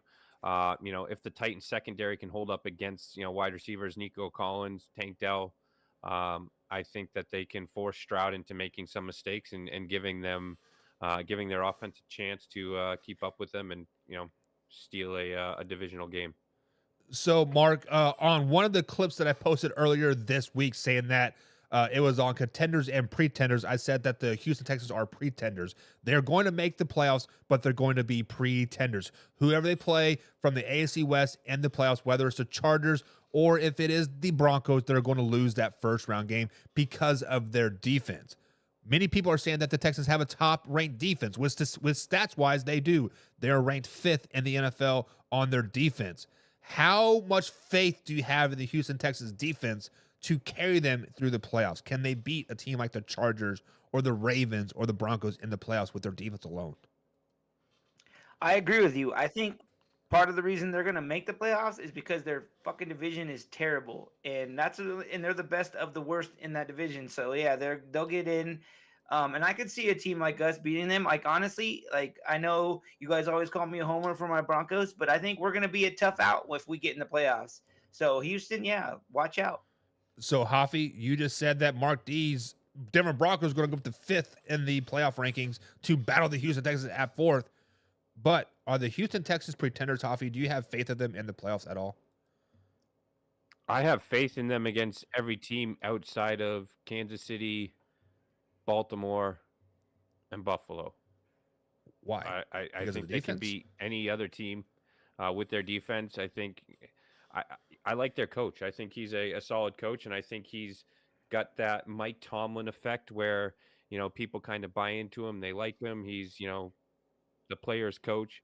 I think that he could have his team pretty much beat anybody in the playoffs outside of those, I think it's going to come down to those 3 other teams. Those are the 3 teams that I think are locks, and the rest are just kind of, just there to say that they're there for the participation trophy. Right. So let's go around the horn real quick and pick the winners. I'm picking the Houston Texans. I think it's going to be a 21-17 type of score. Will Levis ends the game on a pick 6. So the Houston Texans defense saves them yet again. Mark, what are your thoughts?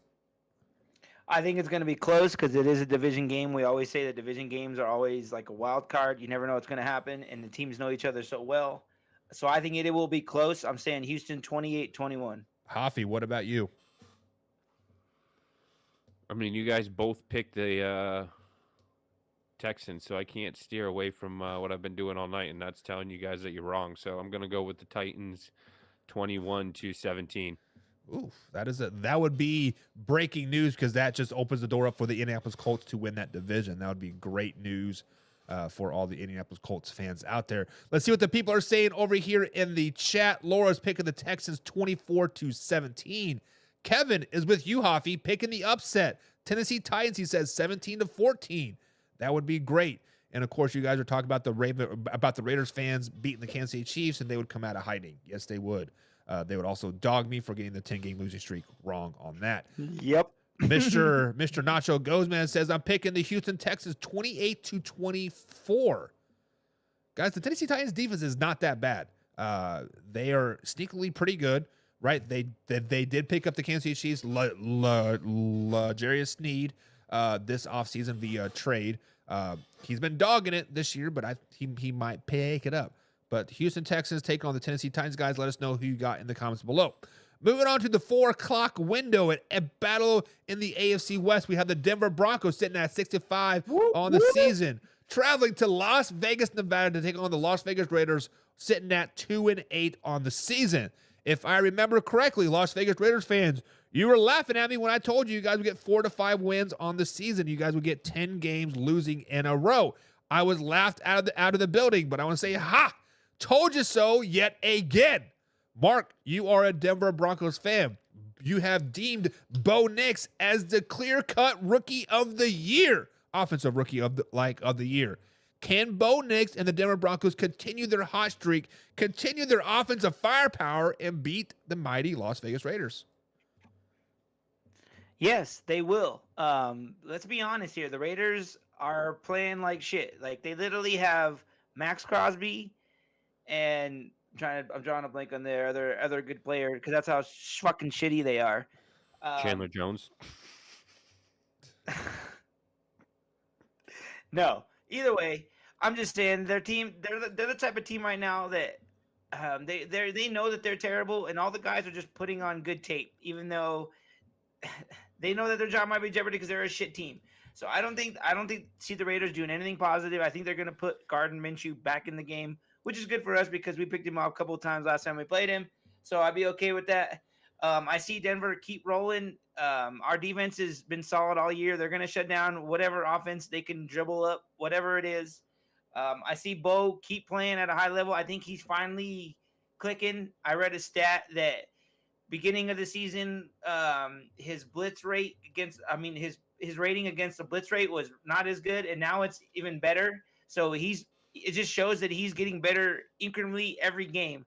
And I see him just rolling over the Raiders. And this is one good note I should mention. We've never beaten the Raiders in their new stadium since they've been in existence, which is like 4 or 6 games. I can't remember exactly. But that's going to end. And Broncos win 31-14. All right, so Mark is picking his team, of course. Just a side note here, Aiden O'Connell, I did just check. He's still on IR, and they're saying that he will probably just be sitting for the rest of the season with that thumb issue. Gardner Minshew is the starting quarterback, but I expect to see Desmond Ridder at some point in this season. They signed him for a reason. I expect Desmond Ridder to kind of come in and right the ship, per se, toward the end of the season. Hoffy, you've been kind of going against the grain a lot of the time of this show here. And week 12, there's a lot of teams out there that should be losing. The Las Vegas Raiders are one of them. The Raiders do have a pretty good defense. They're just on the field a lot.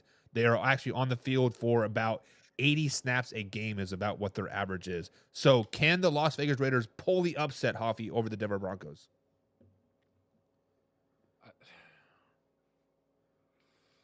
I don't think they can. I think that this might be the game where we see Desmond Ridder, and I think he, shows some positiveness, if you want to call it that, for the Raiders. But I just don't see how the Raiders win this game. But it's a divisional game, and I don't know for whatever reason how that it's possible, but I think that we see something stupid, something crazy, similar to the Patriots deciding to throw the ball to Chandler Jones with 8 seconds left and let him run for a game-winning touchdown. So yeah, I think it's possible, but I just don't see how it's going to happen. But just to piss Mark off, I am going to go with the Raiders. And the more I look at it, and the more I look at the stats and look at the history and look at the numbers, Mark is right. The Denver Broncos have never won at Allegiant Stadium. The Kansas City Chiefs are undefeated at Allegiant Stadium. The Kansas City Chiefs actually have more wins at Allegiant Stadium than the Las Vegas Raiders. I just want to put that out there. But the Denver Broncos are a team that's a wild card, Mark. The Denver Broncos are a team they can make the playoffs. Yeah, they can make some noise, but they got to get there first. They are their own worst enemy, right? The Denver Broncos play some really good football. What was it, 38-6 versus the Atlanta Falcons last week? But then you play a team like the Kansas City Chiefs, and you can't even score over 10 points. They're just or Baltimore. They almost won that game, but come on, let's be real. Yeah, but you still lost. Did they almost beat Baltimore 41-10? No, but I'm just saying we almost beat Kansas. We almost beat your Chiefs. That was. Well, whatever. and I almost won the lottery too, Mark. So the point of the matter is the Las Vegas Raiders do have a pretty good defense, right? They're just on the field for a very, very long time. If the Denver Broncos can continue to do what they've been doing, and that's wear teams down into the fourth quarter, and their defense doesn't suck, they can definitely win this game. They should win this game. And Mark, honestly, I don't know if the Denver Broncos are ready to be favorites, right? We should be talking about should they win or they should win. You as a Denver Broncos fan, you had them at 8 or 9 wins this season, maybe 10, right? But they are now in that position that they should be winning games. Do you think they're ready to be put in that category of should win or have to win, or they win or go home type of thing? Honestly, like I said, I think we do have some tough games coming up, but I think that we have a stretch of games. Like I said last show in the power rankings, we play the Browns, we play the Raiders, and we play the Colts. Those are all, I think, winnable games, and that'll put us at what I thought, and we'll be at 9-5. I think that's really good to be going in, having that record going into the playing Cincinnati, playing the Chiefs again, and playing the Chargers again. So if we go 9-5 and we can win maybe 2 of those last 3, we have a shot at making the playoffs. I didn't say we were making the playoffs. Like when I predicted at the beginning of the year, I didn't think we would be a playoff team. But the way we've been playing, it kind of gives me positive thoughts that we could be a playoff team. And like I said earlier, I think if we do make the playoffs, we are going to be a tough out because I think we are a tough team that teams are going to disregard, and then we might surprise and beat. Yeah, and let's just be honest, the Broncos would be a tough out, and we did not have them into the playoffs because we thought the Dolphins were going to be a little bit better. Maybe some other teams out there that could have pushed the envelope a little bit more, like the Cincinnati Bengals per se. So, Hoffy, you had the Raiders winning this game. What is your final score?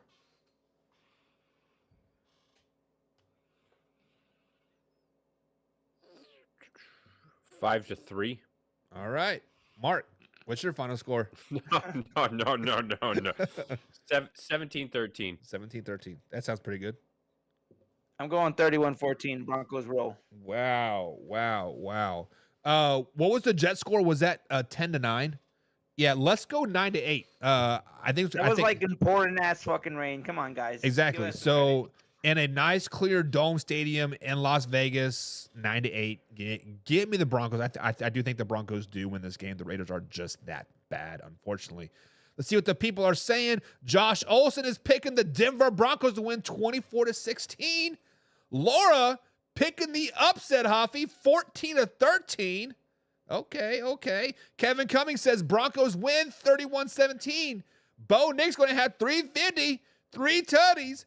Defense may even score 10 of the points for the Raiders are going to score in I like garbage that time. prediction. Hell yes. Ooh, Kevin.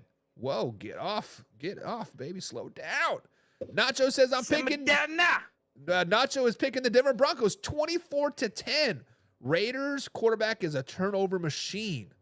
I told you guys that Las Vegas Raiders did not have a quarterback when you signed Gardner Minshew, but I was deemed a hater.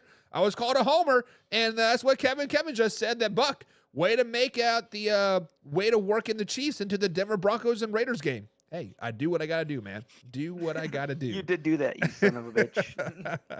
And Kevin says Nick has better stats than Mahomes. Mahomes is not even a top 15 quarterback this season. Kevin, he is a game manager. Much like I said that Patrick Mahomes was a system quarterback, you guys said, "Oh, you're just you don't know what you're talking about, Buck." Well, he's a system quarterback. At one point, you guys are going to start understanding that I know football and understand it. But hey, whatever. Hater, hate away. Moving on. Speaking of haters, Huffy is a San Francisco 49ers fan, so he is going to be hating this game. But the San Francisco 49ers are 5-5 on the season. Brock Purdy is out this game, Mark. Your boy, Brock Purdy, out. You guys might even be the same. Might be the same height. But 49ers travel to Green Bay, Wisconsin, take on the 7-3 Green Bay Packers. Jordan Love has been a turnover machine so far this season, Mark. But the Green Bay Packers have won 5 of their last 6. Can the Packers continue rolling? No. We've talked about on our off-air text, like, I think the Packers are going to go on a skid. I kind of want to make a joke that they're going to Skidsville because they barely beat the Bears last week, and I think that they're going to continue to struggle. I think Jordan Love is going to have the sophomore slump's going to show up, and there's going to be those teams that start good and they're going to start to fail, and they're going to be one of them. Hoffy, you are a 49ers fan. You love you some Brock Purdy. You love you some CMC. Hell, you love Fred Warner. Can the 49ers pull the upset over the Packers? I mean, we have you got to talk about Joey Bosa, and he's hurting too. Yep. So I don't know that they're going to get after Jordan Love in the sense that they need to. Jordan Love played pretty well last year against the 49ers in San Fran in that playoff game, and they lost by 3 points, 24-21. He had 2 touchdowns, 330 offensive yards. I think that he's going to have a big game. And I think that the Niners are going to struggle without having Brock Purdy in the game. And again, Bosa, I don't know that he's going to play or not. Even if he does play, I think that calf injury is going to – I think that's what the injury is that he's dealing with. But I think that's going to bother him. So, no, I think that the Green Bay Packers beat my 49ers this week. Yeah, Hoffy, just to confirm what you said, every insider, every thing that I've read is pointing that Nick Bosa will not be playing in this game because of the calf injury, because for some reason the 49ers are saving them for a potential playoff run. So when I look at this game, the San Francisco 49ers taking on the Green Bay Packers, guys, this is a default playoff game. This is a game that everybody needs to be watching, right? Because if the San Francisco 49ers lose this game, they drop to 15% chance to make the playoffs. If the Packers lose this game, they drop to 47% chance to make the playoffs. So this is a default playoff game for both teams, right? If the 49ers win, they have a 55% chance of making the playoffs. If the Packers win, they have a 75% chance of making the playoffs. And when you look at the Packers' schedule moving forward, I do not like their schedule. They play a Miami Dolphins team. Yes, it's in Lambeau. Yes, it's in the last Sunday of November. But if the Dolphins win this week, that'll be what, a 3-game streak, right? But then they play at Detroit, at Seattle, and then they play a stingy Saints team, but then they're at Vikings, and then they play the Bears. If the Packers do not win this game, Mark might be right. They might be going on Skidsville, right? They may work themselves out of the playoffs, and we might see a team like the Tampa Bay Buccaneers slide up into that wild card spot. So I am picking the Green Bay Packers to win this game, because even though Kyle Shanahan has a great system in San Francisco, I don't like Brock Purdy not being in there. I do not like Nick being out. I do not like the rest of, the 49ers are a very, very injured team right now. And they're going to be playing for all of the marbles, right? CMC is probably going to get 100 yards. But that Packers defense is pretty good. I'm picking the Packers 31-21. Mark, what is your final score? I'm picking the Niners, man. I think Deebo Samuel is going to have a day. I forgot, I never say, is it Jar Alexander, their best corner, Green Bay, is out, and he always has a tough matchup with him. If he's out, Deebo is going to have a day. So I'm going Niners. I think Kyle Shanahan is going to right the ship, and especially against the Packers. They always do well against the Packers. So I'm going Niners 27-24. It's still a close game. So, Mark, the 49ers are 2-2 on their last four games, right? They are 5-5 on this, on the season. Packers are kind of hot. Yes, they lost to Detroit, but they should have lost to the Chicago Bears, but they didn't. They have winners of their last of their 5, 6. Why are you picking against the hot team? Because I said I don't think I think the Packers are gonna. They have potential to go on a skid, like all the teams that you mentioned that they're gonna play, and this is gonna be the start of it. I just think that Shanahan is the type of coach that he's not gonna let his team keep playing terrible like this. And like I was saying, he's gonna scheme up things to beat the Packers. I just firmly believe that, and I'm going Niners. Yeah, and if you guys listen to the Man Hour, a lot of the 49ers fans that listen to the show, that watch the show, that participate in the lives, want Kyle Shanahan fired if they miss the playoffs. Hafi, you are a 49ers fan. You like yourself some San Francisco 49ers. What do you anticipate this game happening? Can they beat the Green Bay Packers? I like Mark's score, 27-24, but I'm going to flip it and go with Packers, 27-24 on a game-winning field goal. Game-winning field goal. Alrighty. I like it. So Hafi and I are on the same page. Mark, you're on the outside looking in. Let's see what the rest of the people are saying. Josh Olsen is picking the Green Bay Packers, and they're going to roll, he says, 23-10. Okay. I like it. Laura says, as much as I hate to say this, she says, let me clear my throat. No. If you know, you know. She says Green Bay Packers 27-14.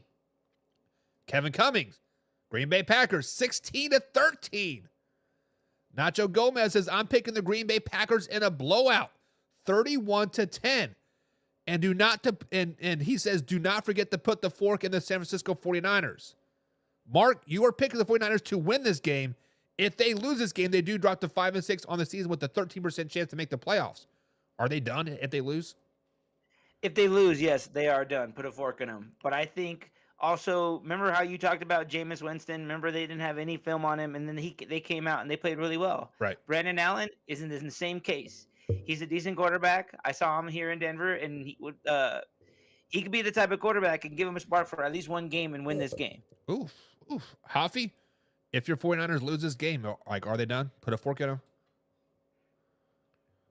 No, I think the Cardinals are going to come down to earth a little bit. I think the Seahawks have already kind of come down to earth, and I think whoever wins this division, it could be an 8-9 team, it could be a 9-8 team. So it's definitely tough sledding if they lose this game.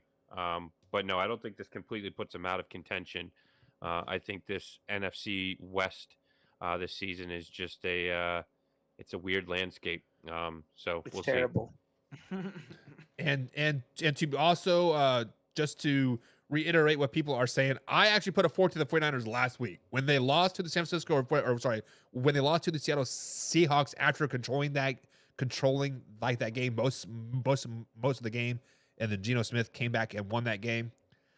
That's a big ego kick, right? And I think Geno Smith was like 0-6 versus the 49ers or something. It was not good.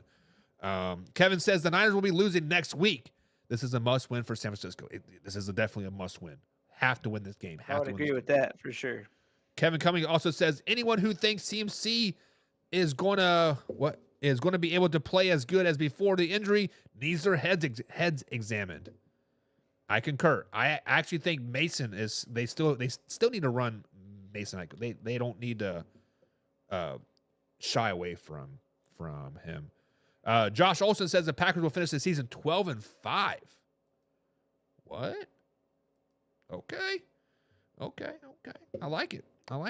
So speaking of the NFC West, that is the next game up here on the docket, guys. We do have the Arizona Cardinals currently sitting at first place, taking on the Seattle Seahawks, which is tied for that first place seed as well.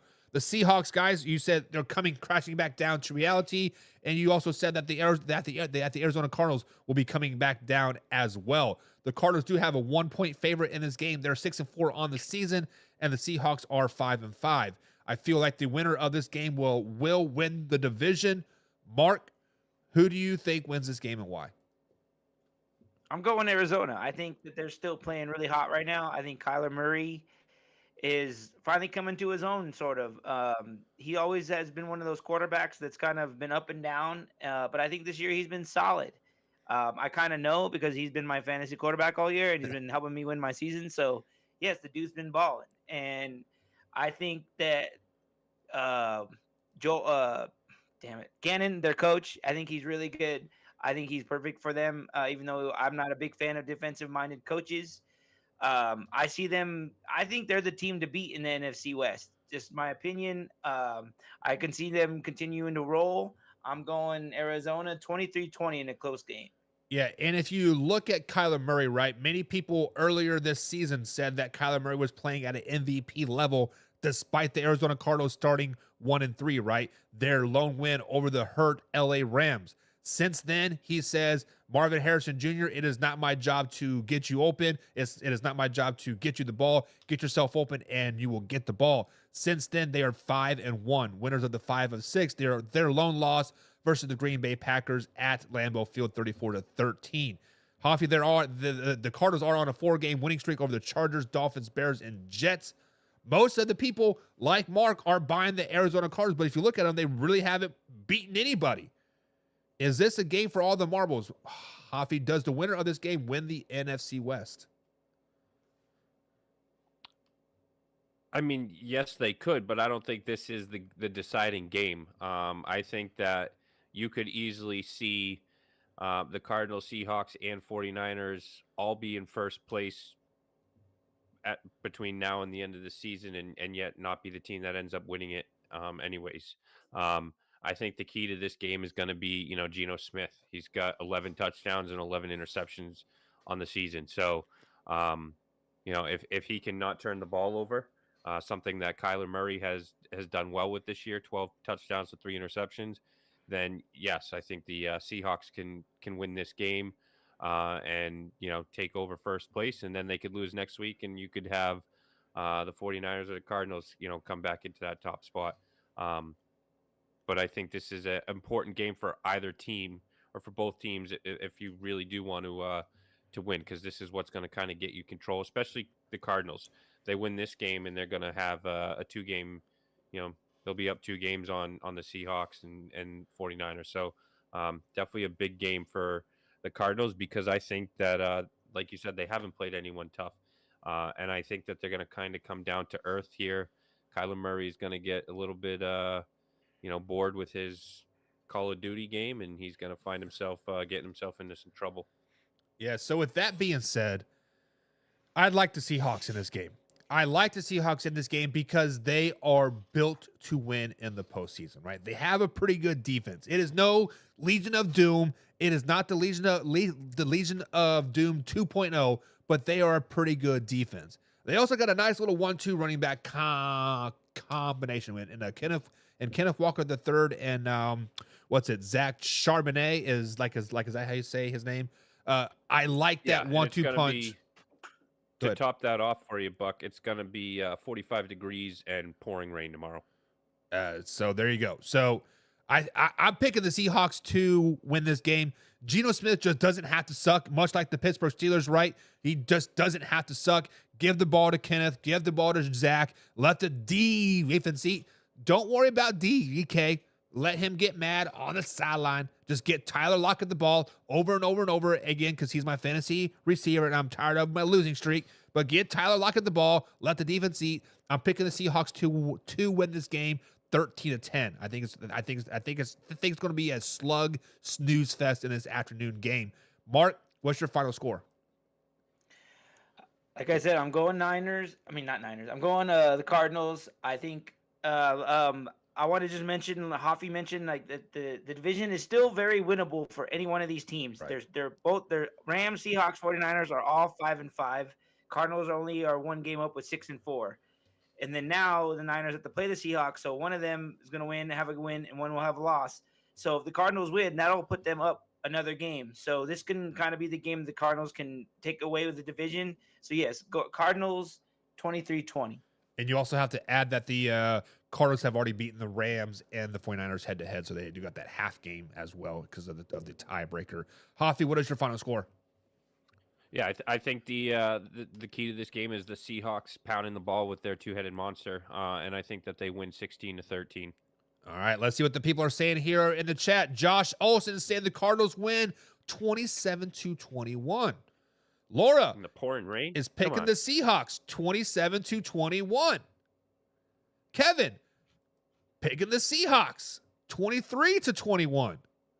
Kevin also says the NFC West is going to come down to who has the more divisional wins. Yes, I agree. And Josh also says the Rams could easily win that division. They could, but I think the Rams are personally done. Nacho says the Seahawks win 21-17. You guys are liking yourself some Steelers. So we've seen this seems like a pretty split decision here, guys. So this might be a game that we have to stream over here on our Discord. So then we move on to Sunday Night Football. The final game of the Week 12 on Sunday, not counting Monday. We got the Harbaugh Bowl on Monday Night Football. The Ravens taking on the Chargers.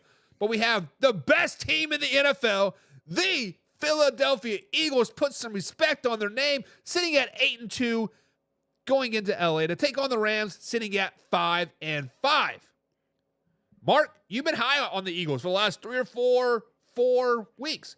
I'm starting to buy into them. I have them as the best team in the NFL. Can they continue to say they're the best team in the NFL when they go and play the LA Rams?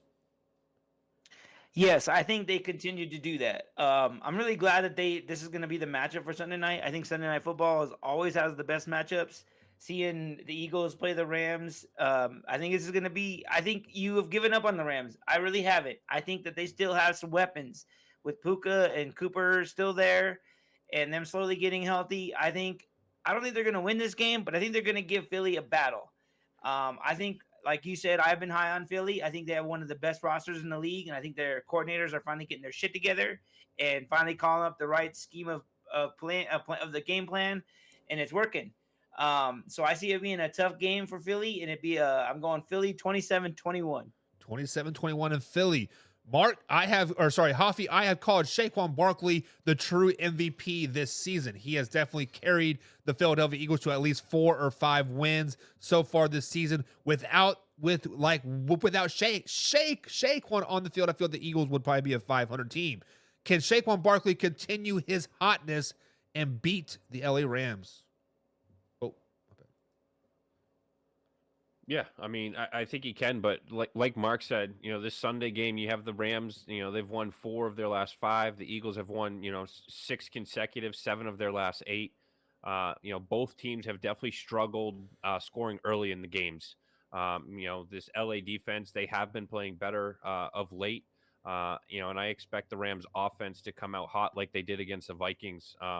Their passing offense ranks in the top 2 since, Puka and Kupp have returned from their week 8, being injured.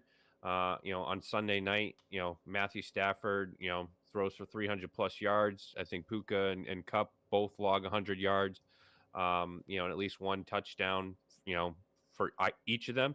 And that'll be the second straight week after they beat my Patriots last week in a barn burner. So, I think that this is going to be the fuel for a Rams upset, if you want to call it an upset, over Philly. I see what the people are saying in the chat. I see what Kevin's saying. Philly's overrated. I say Laura, she says, say it for the louder for the people in the back. And Kevin says, oh, Philly is overrated. Say it with your chest. Say it with your chest. Guys, I'll say it with his chest. Philly is the best team in the NFL. They're on a 6-game winning streak. The Detroit Lions can't beat them right now. The Kansas City Chiefs can't beat them right now. The Buffalo Bills can't beat them right now. You guys understand that the Eagles start off slow. The first quarter, mark it off. They are going to go down 7-0, 10-0. It is going to happen. It is what it is. And I saw some people say this could be a trap game. It is not a trap game. It's Sunday Night Football, primetime TV.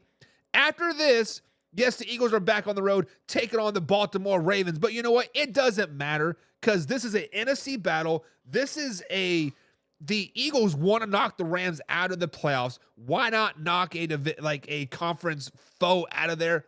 Guys, the Eagles are going to win this game. The Eagles are going to walk all over the LA Rams. Puka might throw another punch and get ejected. Cooper Kupp might go and get his 127 odd yards, but it doesn't matter because he's going to drop 8 touchdowns. He's just going to drop them. Oh, I forgot how to catch because I'm scared of the Eagles defense. The Eagles have the best defense and a top 4 offense in the NFL.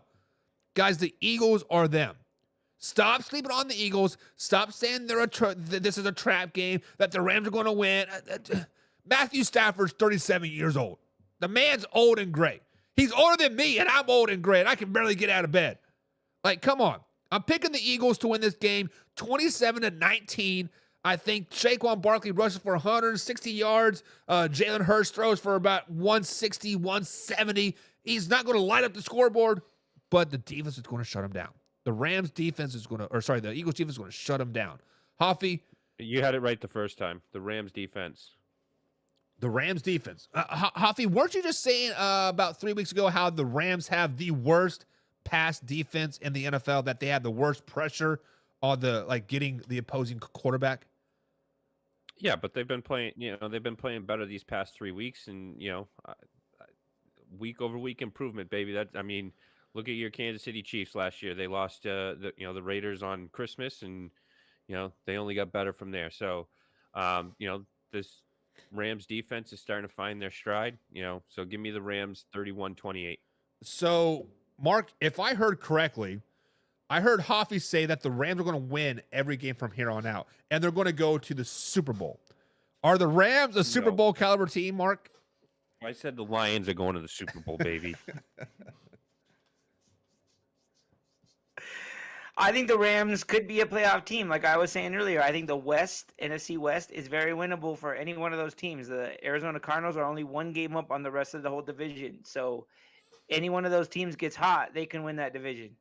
All right, guys. So one of the questions that the Pigskin pundits asked earlier is, who are our Super Bowl picks, right?